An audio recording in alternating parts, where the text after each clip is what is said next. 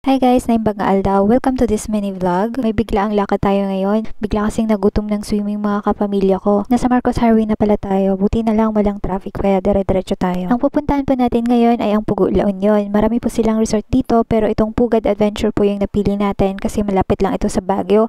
Mga less than 1 hour lang naman ang biyahe pag walang traffic. Dito pala yung kanilang entrance and registration. Dito rin nagpa-park yung mga may sasakyan, mga motor. Medyo malawak naman po yung parkingan nila. Pagkatapos nga namang mag-register, pumunta na kami agad sa aming swimming pool at sa cottage na hinire natin. Bale 200 pesos ang entrance fee for adults, pero may discount for children and senior citizen. Dito na tayo sa cottage na hinire natin. Medyo maliit siya pero malinis naman at sakto sa aming 20 na katao. Meron din siyang sariling basurahan and malapit lang siya sa pool. So ito yung kanilang kiddie pool. Swerte namin at konti lang ang tao kaya medyo nasolo namin itong pools. Pero pag summer, siguradong ang daming tao dito. Mas nag-enjoy nga ako dito sa kiddie pool kasi andito yung mga makukulit kong pamangkin. Samantala, sa pang-adult pool naman, meron silang pang 5 feet at pang 3 feet. Andito yung mga kapatid ko at parents ko na 45 years ng kasal. So ito yung dahilan kung bakit kami nandito. Sinicelebrate namin yung kanilang 45th wedding anniversary. So 45 years daw silang kasal. Kinasal sila noong 1979 hanggang ngayon.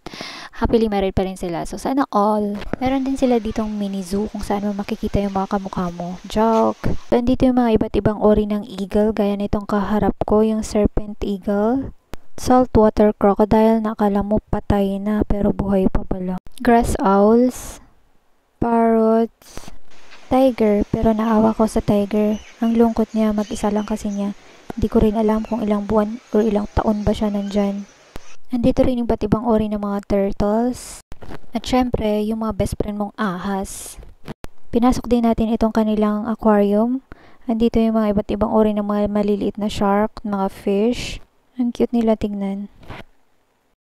May mga iguana din dito. Lizard. At syempre, yung kamukha mo, char, mga unggoy. Ayan, so marami pang animals na nandito, hindi lang namin nakuna ng video. So maganda dito mag-educational tour para sa mga bata. Since marami silang makikita na mga animals na hindi karaniwang nakikita dito sa Pilipinas. May mga imported po kasi silang mga animals. May mga designs din sila dito kung saan pwede kayo mag-picture, stars sa yung mga Instagram, Facebook, or any other social media accounts. So, yan lang yung ilang mga activities na pwede nyong gawin dito. Pero, marami pa po silang mga ino-offer na adventure na pwede nyong gawin dito. Andyan yung ATV, rock climbing, zipline, kayaking, and others. So, worth it naman pumunta dito. Yun lang. Bye-bye!